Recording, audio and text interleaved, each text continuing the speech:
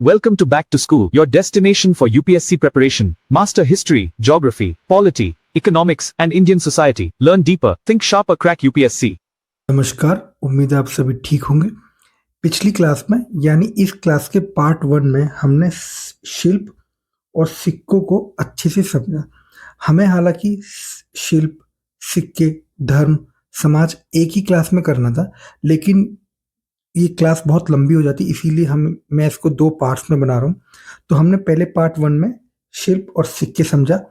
अब हम इस क्लास में धर्म और समाज समझेंगे। तो हम शिल्प, सिक्के समझ चुके हैं। अगला हमें देखना है मौर्योत्तर काल में धर्म। तो सबसे पहले आप एक छोटी सी स्टोरी सुनिए। आप जानते ही हैं कि मौर्य काल से पहले हम देख चुके हैं वैदिक धर्म। वैदिक धर्म कर्मकांड और पुरोहित आधारित, पशु बलि और बहुत सारी आडंबर रहित एक धर्म था या वैदिक समय था। उसके बाद मौर्य शासन आया। मौर्य शासन ने बौद्ध धर्म को बहुत प्रोत्साहित किया। उन्होंने शासकों ने खुद बौद्ध धर्म को प्रोत्साहित किया और धर्म के रूप में अशोक ने एक धर्म चलाया जिससे पशु बलि ना हो, कर्मकांड रहित और समाज में एकता, सम्मान, इन सब चीजों की बात करी। उसके बाद पुष्यमित्र शुंग ने फिर से पुनः ब्राह्मण धर्म को स्थापित किया। अब जब ये धर्म स्थापित हो रहा है तो हमें इस धर्म से जुड़ी हुई कई सारी चीजें देखने को मिलेंगी। अभी हम लोग करेंगे, हमें ओल्ड ब्राह्मणिज्म और न्यू ब्राह्मणिज्म देखना है कि जो पुराना ब्राह्मणवाद था वो कैसे नव ब्राह्मणवाद में बदल गया, यानी पुराना जो ब्राह्मणवाद था वो क्या था और नव ब्राह्मणवाद हमें क्या देखने को मिलता है। तो आप अभी यहाँ पर ये समझिए कि हमें सबसे पहले जो भक्ति है वो इसी समय हमें देखने को मिलेगी। भक्ति क्या है? भक्ति एक शब्द है जिससे हम बोल सकते हैं कि भक्ति एक डिवोशन है जिसमें एक व्यक्ति इंडिविजुअल तौर पे, उसको किसी मीडिएटर की जरूरत नहीं होती, वो सिर्फ भक्ति के रास्ते से ईश्वर से या परमात्मा से या परमेश्वर से मिल सकता है और मोक्ष या निर्वाण को प्राप्त कर सकता है। भक्ति से जब भक्ति बहुत ज्यादा हो जाएगी तो भक्त जो होता है वो अपने देवता से या वो जिसको पूज रहा है उसको बहुत प्रेम करता है और प्रेम में लोग अक्सर मूर्ति बनाते हैं और इससे क्या आएगी? मूर्ति पूजा। अब जब इसने अपने प्रेमी की मूर्ति बनाई, अपने लवर की मूर्ति बनाई जिसकी भक्ति कर रहा है, तो ये उस मूर्ति को रखने के लिए एक स्वच्छ और अच्छा और महंगा स्थान बनाना चाहेगा, तो स्थापना होगी मंदिर की। तो आप भक्ति से मूर्ति पूजा और मूर्ति पूजा से मंदिर स्थापना यहाँ पर होते हुए देखेंगे। भक्ति जो शब्द है ये सबसे पहले हमें श्वेतेश्वर उपनिषद में देखने को मिलता है और मौर्योत्तर काल में हमें इसका जो प्रभाव है वो लगभग हर तरीके से बढ़ता हुआ हमें देखने को मिल जाता है। भक्ति आप ऐसा समझ लीजिए कि एक तरीके से ना ईश्वर तक जाने का एक मार्ग है। सबसे पहले आप ये समझिए कि ईश्वर तक पहुंचने के लिए 3 मार्गों को बताया जाता है। कितने मार्गों को बताया जाता है? 3 मार्गों को। वो 3 मार्ग क्या हैं? तो वो 3 मार्ग है कर्म, ज्ञान और भक्ति। जो कर्म होता है ना, कर्म, ये सबके लिए नहीं होता। क्या है? सबके लिए नहीं होता। ज्ञान भी सबके लिए नहीं होता। तो कर्म किसके लिए होगा? कर्म ब्राह्मण के लिए हो सकता है, क्षत्रिय के लिए हो सकता है, और ज्ञान किसके लिए होगा? ये भी ब्राह्मण के लिए। कर्म का मतलब मान लीजिए कि पशु बलि देनी चाहिए, कर्मकांड करने चाहिए, यज्ञ करने चाहिए, या फिर और भी कोई जनेऊ धारण करना चाहिए। अगर हम ये सब चीजें कर रहे हैं तो हम ईश्वर तक पहुंच जाएंगे। दूसरा होता है ज्ञान। हमारे पास वेदों का ज्ञान है, हमारे पास ईश्वर का ज्ञान है, हमें पता है कि ईश्वर से कैसे मिलना है। लेकिन जो भक्ति होती है ये मार्ग सबके लिए खुला था, इसीलिए इस समय हमें भक्ति बहुत ज्यादा प्रचलित होती हुई दिख जाएगी। इसी समय हमें भागवत धर्म भी देखने को मिल जाता है। ये भागवत धर्म जो है ये वो लोग मान रहे हैं जो वासुदेव कृष्ण को अपना दैव्य मानते, ईश्वर मानते हैं, और इनकी भक्ति करने वाले लोगों को भागवत संप्रदाय कहा जाता है। और भागवत संप्रदाय जो फॉलो करेंगे उन्होंने क्या बना दिया? भागवत धर्म। भागवत धर्म हमें इसी समय पंचरात्र धर्म भी देखने को मिलता है जिसमें नारायण की उपासना करने वाले संप्रदाय हमें मिल जाते हैं। नारायण की भी उपासना इस समय हमें देखने को मिल जाती है। और आगे चल के हमें ये वासुदेव कृष्ण और नारायण को विष्णु के अवतार के रूप में स्वीकार कर लिया गया, और ये वासुदेव कृष्ण, नारायण, या फिर आप बोल लीजिए कि ये भागवत संप्रदाय और 5 रात्र संप्रदाय या धर्म हमें आगे चल के वैष्णव संप्रदाय में ही समाहित होते हुए नजर आ जाएंगे। अब हमें समझना है नव ब्राह्मणवाद और ओल्ड ब्राह्मणिज्म। तो सबसे पहले आप ये एक चार्ट के थ्रू समझिए कि आप ये जानते हैं कि हम पहले इंडस वैली सिविलाइजेशन देखते हुए आए, फिर हमने ऋग वैदिक एज देखी, जिसे उसके बाद हमने लेटर वैदिक एज देखी, फिर हमने पोस्ट वैदिक वैदिकोत्तर काल देखा। वैदिकोत्तर काल में ही हमें ब्राह्मणवाद और श्रमणिक धर्म देखने को मिल जाता है। श्रमणिक धर्म जो है वो लगातार बढ़ते चले जाएंगे और ब्राह्मणवाद भी उदय होता चला जाएगा। अब हमें जो 200 बीसी से 300 एडी के समय में हमें देखने को मिल रहा है, वो हम ब्राह्मणवाद या नव ब्राह्मणवाद इसको बोलते हैं। मौर्योत्तर काल में हमें ये देखने को मिल रहा है। तो सबसे पहले हम ओल्ड ब्राह्मणिज्म को समझ लेते हैं, बहुत ईजी है, जिसमें भी कर्मकांड हमें देखने को मिलेगा, पुरोहितों की महत्वपूर्ण भूमिका दिख जाएगी और पशु बलि का महत्व बहुत ज्यादा हो जाएगा। उसको बोलते हैं ओल्ड ब्राह्मणवाद। क्या है, फिर से एक बार समझ लीजिए कि जब हमें कर्मकांड, पुरोहितों का महत्वपूर्ण भूमिका, पशु बलि देखने को मिल रही है, तो हम इसको बोलेंगे ब्राह्मणवाद। कौन सा ब्राह्मणवाद? ओल्ड ब्राह्मणवाद, ओल्ड ब्राह्मणिज्म। अब हम देखते हैं नव ब्राह्मणिज्म क्या है। तो यहाँ से राइट से शुरू करेंगे, नव ब्राह्मणिज्म इधर से। तो इसमें भक्ति, मूर्ति पूजा, मंदिर, ये तो हम समझ ही गए। भक्ति होगी तो मूर्ति पूजा होगी, मूर्ति पूजा होगी तो मंदिर होगा। अब हम यहाँ पे एक टर्म समझते हैं जिसको बोलते हैं हेनोथिज्म। हेनोथिज्म जो टर्म है, इसको मोनोलेट्री भी बोलते हैं, और इसका जो अगला स्टेज होता है उसको बोलते हैं मोनोथिज्म। तो सबसे पहले आप हेनोथिज्म को समझिए क्या होता है।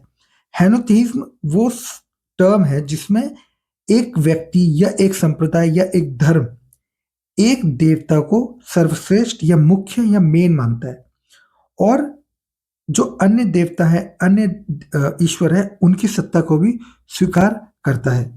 मतलब एक कोई मुख्य देवता है, जैसे वैष्णव संप्रदाय का व्यक्ति है या शैव संप्रदाय का व्यक्ति, वो शिव को मेन मान रहा है, वैष्णव का विष्णु को मेन मान रहा है, लेकिन वो अन्य देवी देवता को भी स्वीकार कर रहा है कि हाँ उनका भी अस्तित्व है, लेकिन ये मेन है भाई। तो वो जो ये टर्म है इसको बोलते हैं हेनोथिज्म। और ये थोड़ी सी ना कट्टर इसमें मतलब दिखती है हमें। जो मोनोलेटरी टर्म है ना, ये थोड़ा सा कट्टरवादी हो जाता है। और जो मोनोथिज्म होता है वो तो आप जानते ही, एक ईश्वरवाद, वो तो एक ही ईश्वर को मानते हैं। वो कहते हैं और कोई नहीं है भाई, सिर्फ एक ही ईश्वर है, वो वही है जो मैं मानता हूँ, जो मैं जानता हूँ, जो मेरे ईश्वर है वही ईश्वर है। तो इसीलिए आप इस टर्म को समझते रहिए, हेनोथिज्म। तो जो आपको एग्जाम में लिखनी है ना, वो आप हेनोथिज्म लिखेंगे तो ज़्यादा आपके लिए अच्छा होगा। लेकिन फिर भी कहीं कहीं पढ़ने के क्रम में आपको ये मोनोलेटरी टर्म देखने को मिल जाता है, इसीलिए आपको ये टर्म बता दिया। हमें इस समय वैष्णव संप्रदाय देखने को मिल रहा है। वैसे तो देखिए, वैष्णव या फिर विष्णु का जो उल्लेख है ना, वो हमें बहुत पहले देखने को मिल जाता है। लेकिन ये जो मौर्योत्तर काल है, इस समय हमें वैष्णव संप्रदाय का जो उदय है वो बहुत महत्वपूर्ण देखने को मिल जाता है। और क्योंकि हमें वैष्णव संप्रदाय का उदय इस काल में देखने को मिल रहा है, विष्णु तो हमें पहले मिल रहे हैं, लेकिन वैष्णव संप्रदाय का उदय हमें इस काल में देखने को मिल रहा है।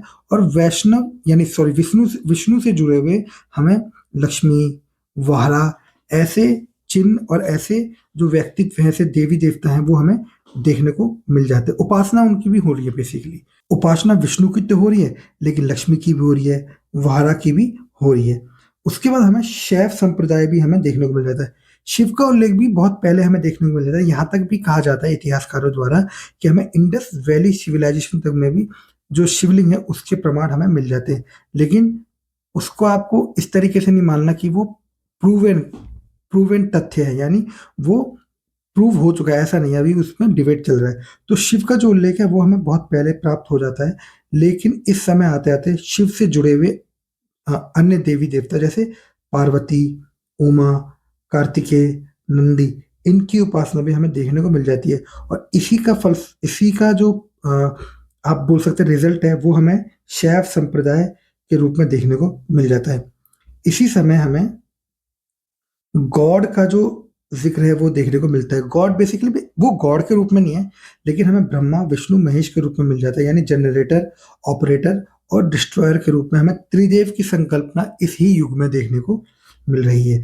तो आप ये समझते रहिए कि जो गॉड की जो संकल्पना है, त्रिदेव की जो संकल्पना है, वो हमें इसी समय देखने को मिल रही है।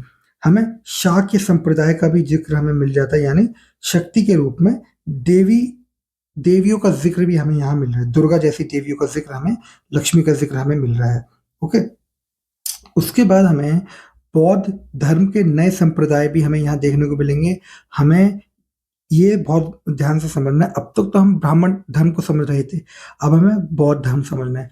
बौद्ध धर्म में आपको ये समझना है कि इस समय हमें ना ये महायान और हीनयान में बढ़ता हुआ दिख जाएगा। सबसे पहले तो आपको ये समझना है कि ये जो महायान है ये आएंगे इस समय। बेसिकली हीनयान खुद कुछ नहीं था, महायानों ने अपने आप को महायान बोला और जो बच गए उनको हीनयान बोला। यानी ऐसा कह लीजिए कि ये एक बड़ा ग्रुप है और इस बड़े ग्रुप में इसमें से इतने लोग, ये वाले जो लोग हैं, ये निकल गए और इन्होंने अपने आप को महायान बोला। और इन्होंने क्योंकि अपने आप को महायान बोला, तो ये जो बच गए हैं ना, इसको कर देते हैं, ये जो बच गए हैं, इनको इन ब्लू वालों ने बोला कि ये हीनयान है। ठीक है, तो ऐसा है। हीनयान कोई ऐसा नहीं था कि वो अलग से इस्टेब्लिश हुआ ये कि महायान इस्टेब्लिश हुआ और महायानों ने अपने से इतर लोगों को हीनयान बोला। इनके कुछ सिद्धांत हैं, वो ये है कि जो हीनयान है वो बुद्ध के सिद्धांतों का अनुसरण करने वाले हैं और इसमें किसी भी तरीके का परिवर्तन नहीं चाहते। वो कहते हैं कि नहीं, जो बुद्ध ने बोल दिया वही हम मानेंगे और किसी भी तरीके का परिवर्तन हम नहीं चाहते। जबकि जो महायान है ये समय के साथ परिवर्तनशील हैं। उसके बाद ये जो हीनयान है ये अपने आप ये बुद्ध को महामानव के रूप में मानते। ये बोलते हैं कि हाँ, एक डिवोशनल स्पिरिट, एक डिवाइन व्यक्तित्व था, लेकिन जो महायान है ये उस बुद्ध को एक देवता के रूप में स्वीकार करते हैं और यहाँ पर मूर्ति पूजा भी हमें देखने को मिल जाती है। हीनयान जो है इनका आदर्श अहर्त है। अहर्त इसका मतलब होता है कि कोई भी व्यक्ति मोक्ष, निर्वाण, सैल्वेशन को प्राप्त कर सकता है और जब वो इसको प्राप्त कर लेता है तो वो अरहत कहलाता है। और ये एक व्यक्ति इंडिविजुअल तौर पर सिर्फ अपने लिए ही कर सकता है और अपने लिए प्राप्त कर सकता है। जबकि महायान कहते हैं कि नहीं नहीं, अगर कोई व्यक्ति मोक्ष, निर्वाण खुद प्राप्त कर सकता है तो वो दूसरे को भी मदद कर सकता है। इनका जो आदर्श है वो है बोधिसत्व। ये बोधिसत्व, और इसीलिए बोधिसत्व इसमें हमें बहुत महत्वपूर्ण दिख जाते हैं। और बोधिसत्व वो होता है जो मोक्ष, निर्वाण को या सैल्वेशन को प्राप्त कर लेता है और ये दूसरे व्यक्तियों की भी मदद करेगा। कौन? बोधिसत्व प्राप्त किया वो व्यक्ति है जो बोधिसत्व कहलाएगा, वो दूसरों की मदद भी करेगा। जो महायान है इनकी जो भाषा है वो संस्कृत है और हीनयानों की भाषा पाली है। आपको ये भी समझना है कि ये 4th बुद्धिस्ट काउंसिल में होगा। कब घट रहा है ये? यानी मौर्योत्तर काल में 4th बुद्धिस्ट काउंसिल हुई है। अब अभी हम आगे पढ़ेंगे बुद्ध, जैन बहुत अच्छे से उसमें हम समझेंगे। पहले बुद्धिस्ट काउंसिल क्या कब हुई थी, किस शासक ने करवाई थी, दूसरी कब हुई जिसमें स्थविर और महासंधि बटे, उसके बाद 3rd, उसके बाद 4th। तो आप इसको समझते रहिए। ये जो 4th है ये कनिष्क के काल में हुई है और इसमें हमें महायान और हीनयान दो संप्रदायों के रूप में बुद्ध धर्म से, बौद्ध धर्म से निकले हुए दिख रहे हैं। बौद्ध धर्म जो है इसका प्रचार चीन, तिब्बत, बर्मा, थाईलैंड में हमें देखने को मिल जाता है। जबकि जैन धर्म हमें ऐसा कोई भी प्रचार करता हुआ नजर नहीं आता। जैन धर्म में हमें श्वेतांबर और दिगंबर दो संप्रदाय के रूप में विभाजन हमें यहाँ बहुत पहले देखने को मिल जाता है। लेकिन इस समय ये जो श्वेतांबर है, दिगंबर है, ये पूरी तरीके से इस्टेब्लिश हो जाएंगे। पहले देखिए, एक चीज आप यहाँ पे ये भी समझिए कि जब भी कोई डिवीजन होता है तो डिवीजन उस समय पूरी तरीके से इस्टेब्लिश हो जाए ऐसा नहीं होता। वास्तव में कोई चीज जब घटना होती है तो वो तो एक चिंगारी का काम करता है और धीरे धीरे धीरे धीरे वो गर्म होती रहती है और फिर डिवीजन एकदम स्पष्ट हो जाता है कि ये व्यक्ति ये हैं और दूसरा जो डिवीजन है वो ये करेगा। तो इसी तरीके से श्वेतांबर और दिगंबर हमें पहले ही दिख जाते हैं, लेकिन इस्टेब्लिश इस समय हो रहा है कि श्वेतांबर ये व्यक्ति ये कहलाएंगे, दिगंबर ये करने वाले कहलाएंगे। इस तरीके से हमें पता चल जाता है। आपको ये भी समझना है कि बौद्ध धर्म में जैसे महायानियों द्वारा हमें मूर्ति पूजा के चिन्ह, मूर्ति पूजा देखने को मिलती है। इसी तरीके से जैन धर्म में भी हमें मूर्ति पूजा आती हुई दिख जाएगी और जैन तीर्थंकरों की मूर्तियां बनाई गई और उनको पूजा भी जाने लगा। हमें लोक परंपरा के विभिन्न देवी देवता जैसे यक्ष, यक्षिणी, नाग, हमें इनकी पूजा, इनकी उपासना करते हुए भी हमें दिख जाते हैं लोग, और इनको उर्वरता, जल, धन संपदा आदि के लिए पूजा जाता था। और ये धीरे धीरे जितने भी तत्व हैं, ये सब के सब तत्व ब्राह्मण धर्म में मिल जाएंगे। ये तो हमने बात कर ली, धर्म की बात करी, और हमने बेसिकली धर्म की बात करी है उत्तर भारत में और दक्कन में। अब हम थोड़ा सा समझ लेते हैं संगम युग में क्या हो रहा है। तो जो संगम क्षेत्र है, वहां पर हमें कई सारे नाम देखने को मिल जाते हैं, जो कि आप ऐसा कह सकते हैं कि उत्तर भारत के कुछ देवी देवताओं से मिलते हुए नाम हैं। जैसे कुर्रम, ये हमें शिव के समान देखने को मिलते हैं। उत्तर भारत में शिव और संगम भारत में यानी तमिल क्षेत्र में कुर्रम। हमें मेयोन देखने को मिलता है जो विष्णु या कृष्ण के समरूप है। सुब्रमण्यम कार्तिकेय या स्कंद के रूप में हमें वहां देखने को मिल जाता है नॉर्थ में, और तमिल में हमें सुब्रमण्यम। मुरुगन देखने को मिलते हैं कार्तिकेय व स्कंद के समरूप। कौरवी हमें देखने को मिलती है दुर्गा के समरूप। हमें पत्तिनी देखने को मिलती है, ये पत्तिनी, जो कि स्थानीय लोक परंपरा की देवी हैं। हमें कनग्गी देखने, या कनगो जिसको बोलते हैं, पत्तिनी का अवतार देखने को ये मिल जाती हैं। हमें ये मुख्य नाम हमें देखने को मिलते हैं संगम युग में, यानी कुर्रम, मेयोन, सुब्रमण्यम, मुर्गम, कौरवी, पत्तिनी, कन्नगो, ये हमें देखने को मिल जाते हैं संगम धर्म की महत्वपूर्ण देवताओं के रूप में। यहाँ पर आपको ये भी समझना है कि मौर्योत्तर काल में हमें भूमिदान प्रथा देखने को मिलती है जो ब्राह्मणों को दी जाती थी। और क्योंकि ब्राह्मणों को ये भूमिदान दी जा रही है, तो हम ये चर्चा पहले भी कर चुके हैं कि जब एक भूमि किसी को मिलेगी, तो जो बाहर से लोग आए हैं और जो पहले से वहां लोग रह रहे हैं, इनके धार्मिक चिन्ह, धार्मिक विश्वास, इनका सबका मिश्रण हो जाएगा, जिससे हमें क्या देखने को मिलता है? तंत्रवाद, भक्ति, मूर्ति पूजा और अवतारवाद हमें देखने को मिलता है। तो आप इस चीज को बहुत अच्छे से समझते रहिए कि मौर्योत्तर काल में भूमिदान प्रथा जो है उसकी शुरुआत हुई, और इसके फलस्वरूप हमें इसी काल में प्रमुख धर्मों के कई लोक परंपरा, जनजातीय परंपरा, गैर आर्य परंपरा के तत्व शामिल होते हुए दिख जाते हैं प्रमुख धर्मों में, ठीक है। और प्रमुख धर्म के हमें लोकल जो धर्म है उसमें देखने को मिल जाते हैं। जंगली पशु और जानवरों की देवताओं के रूप में उपासना होती है। तंत्रवाद का प्रवेश होता है, भक्ति हमें देखने को मिलती है। तंत्र कहाँ होता है आप जानते हैं ना, ये सब जो जनजातीय जो क्षेत्र होता है वहां पे हमें ये सब देखने को बहुत ज्यादा मिल जाता है। हमें भक्ति देखने को मिल रही है, हमें मूर्ति पूजा देखने को मिल रही है, हमें अवतारवाद देखने को मिल रहा है। ये सब भूमि दान के कारण हो रहा है। यानी जिस भी ब्राह्मण को या बौद्ध भिक्षु को ये जो भूमि है वो दान में मिलती थी, वो वहां के जो लोकल लोग हैं उनके धार्मिक तत्वों को अपना लेता था। और जितने भी तत्व अब तक हमने मौर्योत्तर काल में पढ़े, ये सभी तत्व हमें इस समय मुख्य धर्म में देखने को मिल जाते हैं। अब हम देखना शुरू करते हैं समाज को। तो समाज आप ऐसे समझिए कि हम पहले उत्तर भारत और दक्कन का समाज देखेंगे, उत्तर भारत दक्कन का समाज, और उसके बाद हम लोग सुदूर दक्षिण का समाज देखना शुरू करेंगे। और आप ये भी समझते रहिए, जो उत्तर और दक्कन का समाज है, खासकर उत्तर का समाज, हमें यहाँ पे वर्ण व्यवस्था, जाति व्यवस्था, आश्रम व्यवस्था देखने को मिल जाती है, जबकि सुदूर दक्षिण के क्षेत्र में हमें ऐसी कोई व्यवस्था देखने को नहीं मिलेगी। हमें एक अलग ही तरीके की व्यवस्था वहां देखने को मिलेगी। तो अब पहले हम सबसे पहले मौर्योत्तर कालीन समाज समझते हैं उत्तर भारत और दक्कन का। तो यहाँ पर हमें सबसे पहले ये समझना है कि पूर्व काल से चली आ रही सामाजिक परंपराएं यहाँ पर एकदम एज इट इज चलती रही, और उसमें कुछ नए तत्व, नए एलिमेंट उसमें इस्टेब्लिश और शामिल हो गए। आपको ये समझना है कि जो ब्राह्मणवादी सामाजिक व्यवस्था है उसका आधार क्या है? वर्ण व्यवस्था और आश्रम व्यवस्था।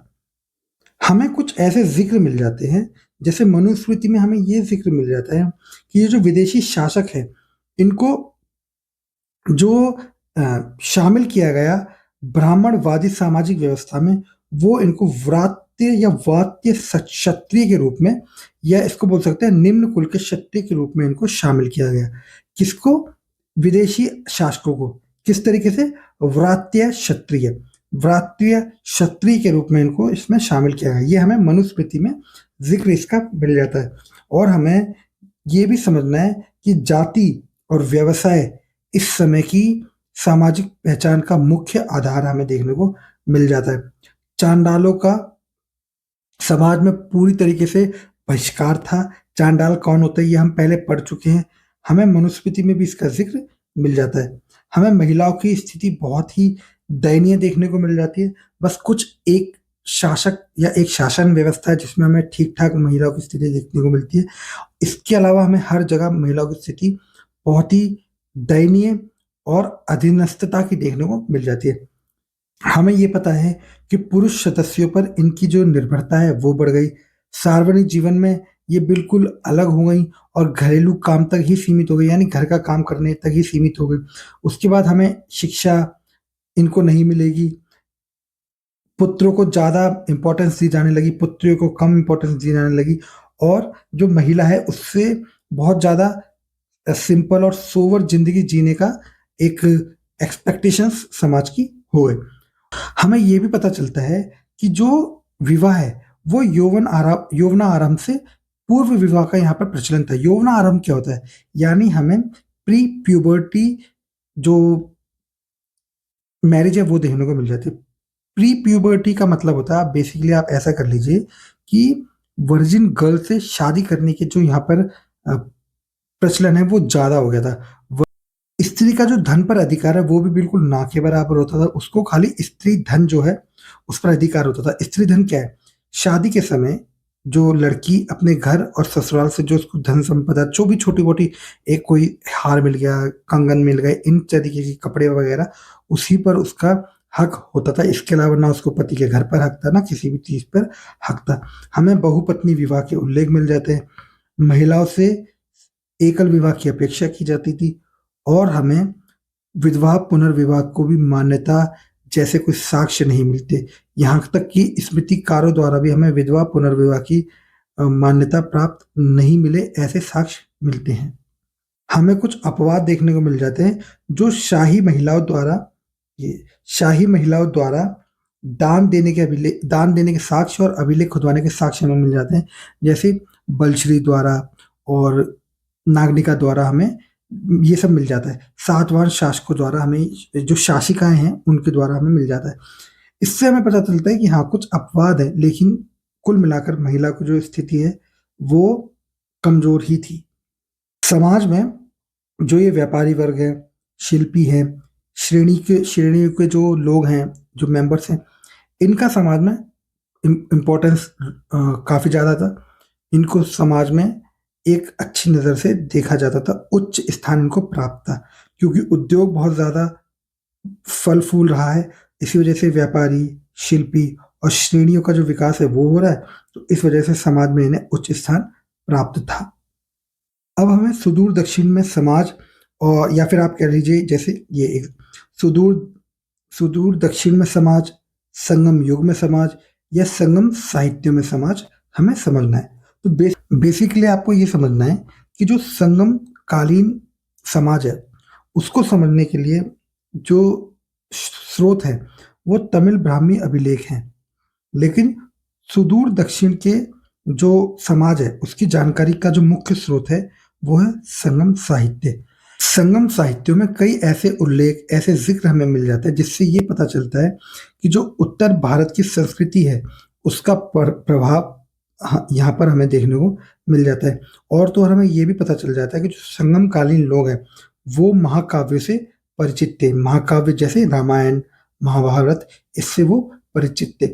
आपको ये भी समझना है कि जो सुदूर दक्षिण का जो समाज है वहाँ पर ब्राह्मण, क्षत्रिय और वैश्य, शूद्र जैसा हमें कोई भी व्यवस्था देखने को नहीं मिलती, बल्कि यहाँ पे ना लेवल्स होते थे। लेवल्स ये आप अभी समझेंगे, वर्ग होते थे, अलग अलग वर्ग, वो आप अभी समझ जाएंगे। हम पहले कुछ पॉइंट्स है वो कवर कर लेते हैं। और हमें ये भी समझना है कि उत्तर भारत के कई देवी देवताओं जैसे विष्णु, शिव, दुर्गा, इन सब की उपासना के उल्लेख हमें सुदूर दक्षिण में देखने को मिल जाते हैं। हमें संगम साहित्य से सुदूर दक्षिण में ब्राह्मणों की उपस्थिति का भी पता चल जाता है। और उत्तर भारत की तरह सुदूर दक्षिण में हमें कोई भी ब्राह्मण जैसा कोई वर्ग देखने को नहीं मिलता। पर ऐसे प्रमाण मिल जाते हैं बहुत, जिससे ये पता चलता है कि जो ब्राह्मण है वो उत्तर भारत से यहाँ आए और यहाँ पर उन्होंने अपनी व्यवस्थाओं को स्थापित किया। पहले से यहाँ कोई ब्राह्मण था, ऐसा यहाँ पर कोई भी साक्ष्य, कोई भी प्रमाण देखने को हमें नहीं मिलता है। संगम साहित्यों से हमें उत्तर भारत में पनपने वाले धर्म जैसे बौद्ध, जैन, इनकी उपस्थितियों का भी उल्लेख अच्छे से मिल जाता है। और इन साहित्यों में हमें कई सारे ऐसे उल्लेख मिल जाते हैं जो हमें ये बताता है कि सुदूर दक्षिण के राजाओं ने वैदिक यज्ञ और कर्मकांड किए थे। अब आपको ना एक वर्ड समझना है, वो है आर्यकरण। ये आर्यकरण ये इसलिए बोला गया क्योंकि जो अभी तक हमने चीजें पढ़ी, आप समझ रहे होंगे, जितनी भी हमने बातें देखी, संगम साहित्य से हमें पता चलता है कि ब्राह्मण यहाँ पर आए, हमें पता चलता है कि जो शासक है उन्होंने यज्ञ कर्म कांड करवाए, यहाँ के लोग महाकाव्य को जानते थे, दुर्गा शिव विष्णु देवी देवता इनकी उपासना यहाँ पर हो रही है।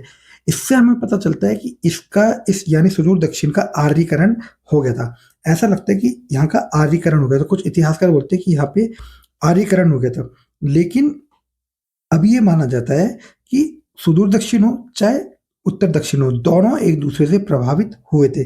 अब आपको एक प्रश्न यहाँ पर देखने को मिल जाएगा इसी से रिलेटेड कि क्या आप इस बात से सहमत है कि सुदूर दक्षिण में या संगम युग के लोगों का आर्यीकरण हुआ था?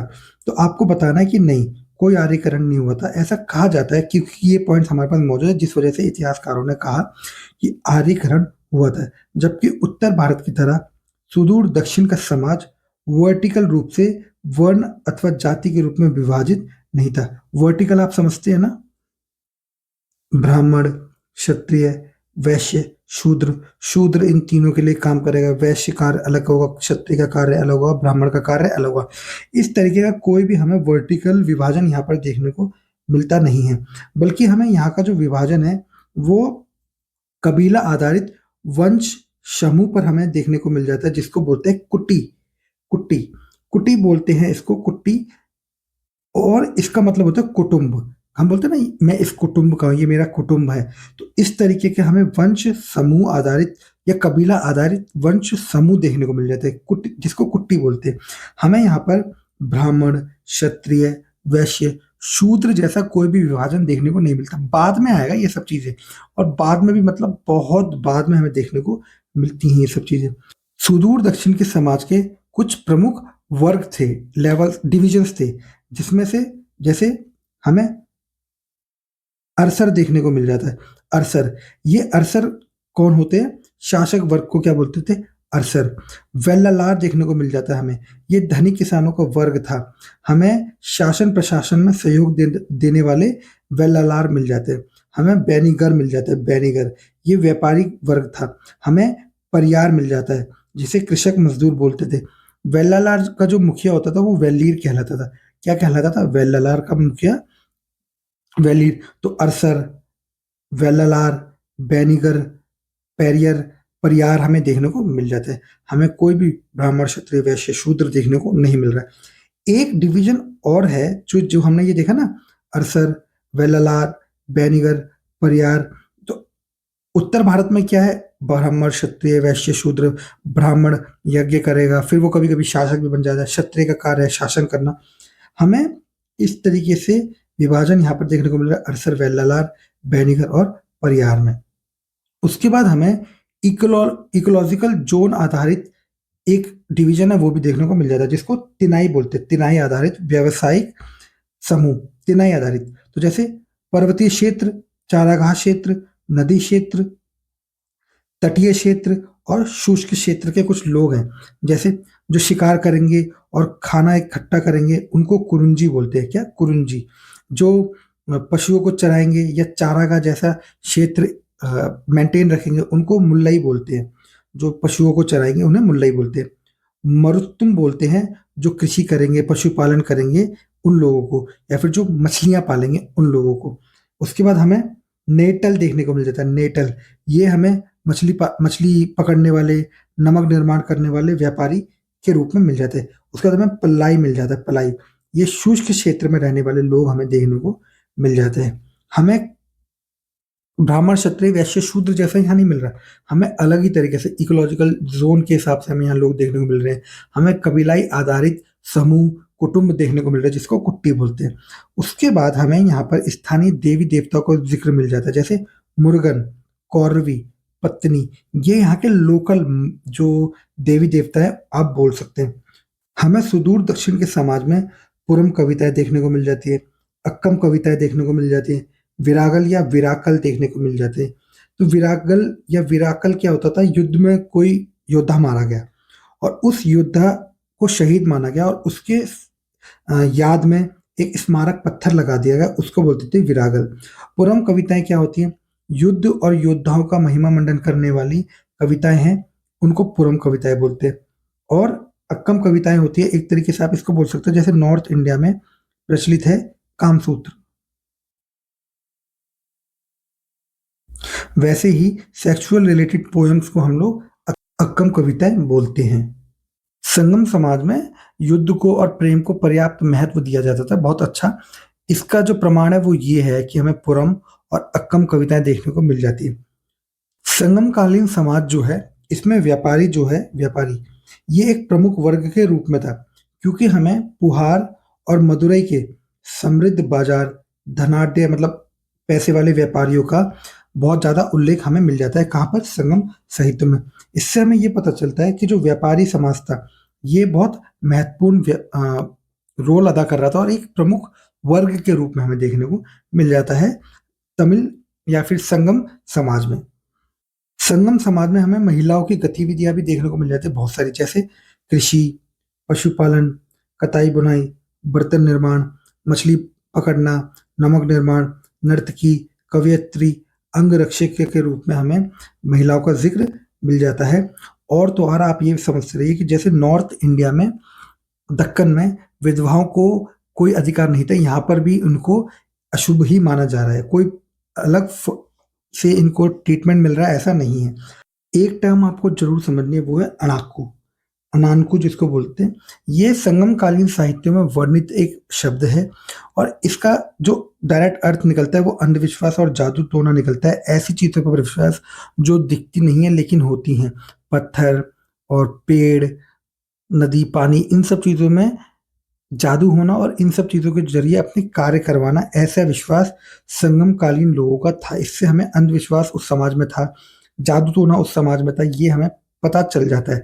जैसे जनजातीय समाज में जादू टोना, तंत्र ये सब होता है, वैसे ही यहाँ पर भी ये सब था। तो अब हमने समाज, धर्म, शिल्प और सिक्के मौर्योत्तर काल में देख लिया है, हमने बहुत सारी चीजें इसमें देख ली है कि महिलाओं की स्थिति क्या थी और सुदूर दक्षिण का समाज कैसा था, उत्तर का समाज कैसा था, शिल्प व्यवस्था कैसी थी, सिक्के कैसे थे, इन सब चीजों को हमने देख लिया है। अगली क्लास में हमें एक टॉपिक पढ़ना है छोटा सा। अगली क्लास में हमें जो टॉपिक पढ़ना है वो है क्या मौर्योत्तर काल अंधकार युग था या नहीं।